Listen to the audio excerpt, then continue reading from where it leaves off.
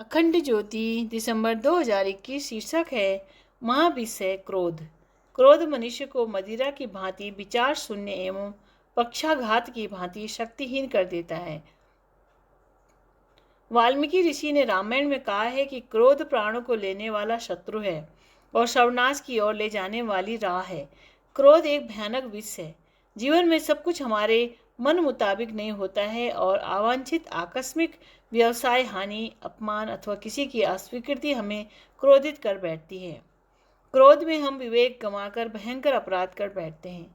उत्तेजना में आकर व्यक्ति हत्या, आत्महत्या और खून खराबा तक कर बैठता है। क्रोध हत्यारा है, हिंसक है, क्रूर है। यह व्यक्ति को हत्यारा तक बना देता है, व्यक्ति का भविष्य बिगाड़ देता है। एक पल भर का क्रोध जिंदगी भर के लिए अभिशाप बन जाता है। क्रोध में दया नहीं होती है, करुणा नहीं होती है। क्रोध सृजन नहीं, विध्वंस करता है। क्रोध विष है, क्रोध एक असंतुलन है, क्रोध एक मानवविकार है, क्रोध पागलपन है, क्रोध नरक का द्वार है। गीता में क्रोध का कारण कामना में बाधा पड़ना कहा गया है। हमारा मन चाहा हो यह कामना है। जब इसमें रुकावट आती है, व्यवधान आता है तो क्रोध आता है। मुस्कुराता चेहरा सभी को पसंद है, वह प्रभावित करता है। मनुष्य चाहे कितना ही धनी, विद्वान तथा उच्च पद पर आसीन क्यों न हो, किंतु उसका व्यवहार मधुर और नम्रता से युक्त न हो तो उसे सभ्य नहीं माना जाता है।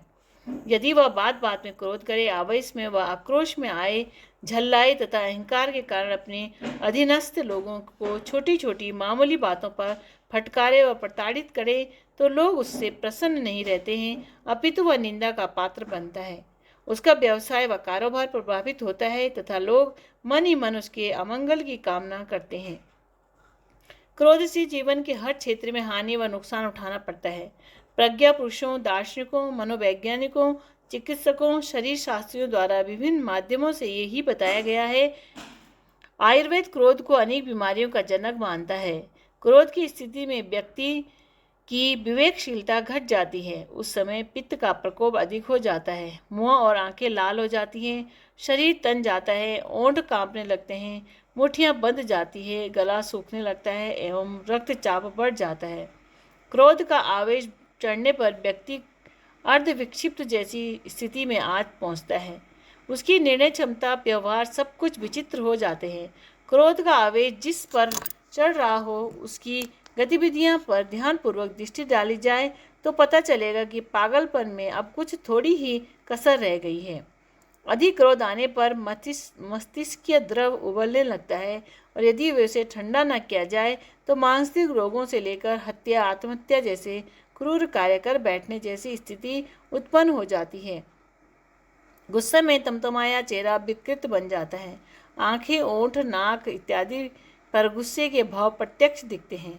मुंह से अशिष्ट और अमर्यादित शब्दों का उच्चारण होने लगता है। रक्त प्रवाह की तेजी से शरीर जलने लगता है।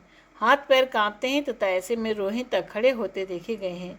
क्रोध के कारण उत्पन्न होने वाली विषाक्त शर्करा पाचन शक्ति के लिए सबसे खतरनाक है। यह रक्त को विकृत कर शरीर में पीलापन, नसों में तनाव, कटिशूल आदि पैदा करती है।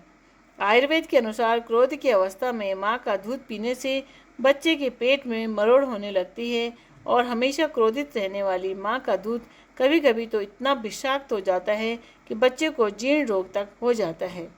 प्रसिद्ध चिकित्सा शास्त्री डॉक्टर जे एस्टर का कथन है, 15 मिनट का क्रोध व्यक्ति के 9.5 घंटे के श्रम के बराबर शक्ति को नष्ट कर देता है। क्षण भर के क्रोध से 1600 आरबीसी जल जाती है, जबकि समता भाव से केवल 1400 आरबीसी बनती है।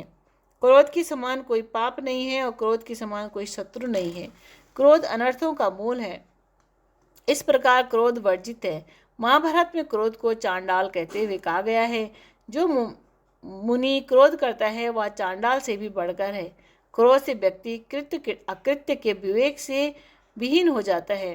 क्रोध उसके विवेक को नष्ट कर देता है। एक पाश्चात्य विद्वान एंगल सोल ने भी क्रोध से हानि के संबंध में कहा है, क्रोध मन के दीपक,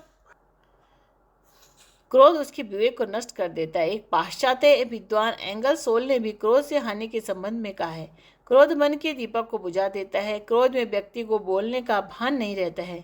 वह अमर्यादित बोलता है, अपशब्द बोलता है। क्रोधावेश में व्यक्ति आंखें बंद कर लेता है और मुंह खोल देता है। क्रोध को दूर करने के उपाय के संबंध में भगवान महावीर ने कहा है, शुभ कार्य करना है तो उसमें क्षण मात्र का भी प्रमाद नहीं करना चाहिए। यदि अशुभ कार्य है तो उसमें अधिकाधिक विलंब करो ताकि उसको करने की संभावना समूल नष्ट हो जाए। क्रोध के आते ही हम मौन धारण कर ले, अपने मन में गिनती शुरू कर 100 तक बोले। क्रोध परिस्थिति जन्य होता है, अतः हमें चाहिए कि हम उन परिस्थितियों को जांचें, परखें व उन्हें दूर करने का प्रयास करें जिनसे क्रोध उत्पन्न होता है। अपने क्रोध को हमें सदा संयमित व नियंत्रित करना चाहिए। शिक्षाप्रद प्रसंग। ऋषि भरद्वाज का समूचा जीवन तपस्या में व्यतीत हुआ। जीवन के अंतिम क्षणों में जब देवदूत उन्हें लेने आए तो उन्होंने देवदूतों का सर्वप्रथम आभार प्रकट किया। साथ ही उनसे अनुरोध के स्वर में कहा, यदि आप सभी देवगण मुझ पर प्रसन्न हो तो कृपा कर मुझे भूलोक में ही जन्मने का सुअवसर पुनः प्रदान करें। स्वर्ग जाकर मैं क्या करूँगा। ऋषि की इस विचित्र इच्छा से देवदूतों को बड़ा आश्चर्य हुआ। उस कठोर निर्णय के पीछे का कारण जानने की जिज्ञासा में देवदूतों ने उनसे पूछ ही लिया, ऋषिवर, तप का लक्ष्य स्वर्ग होता है, सो आपको मिल चुका है, तब किस लिए? तप किस लिए? भरद्वाज मुस्कुराए और अपना मंतव्य स्पष्ट करके कहने लगे, ज्ञान संचय के लिए देवगण है। पूर्ण सत्य तक पहुंचने के लिए अभी विद्या की संपदा मेरे पास नहीं के बराबर है और उसके लिए भी अभी मैं और भी अनेक जन्मों तक तप करने का आकांक्षी हूँ। अपनी बात आगे बढ़ाते हुए ऋषिवर कहने लगे, हे देवगण, आप तो जानते ही हैं कि ज्ञान स्वर्ग से ऊंचा है। स्वर्ग से क्षणिक विलास की सुविधाएं तो प्राप्त की जा सकती हैं, किंतु शाश्वत आनंद का प्रदाता तो एकमात्र ज्ञान ही है। देवगण भरद्वाज के ज्ञान से अत्यंत प्रभावित हुए। वह उन्हें मनोवांछित गति सम्मान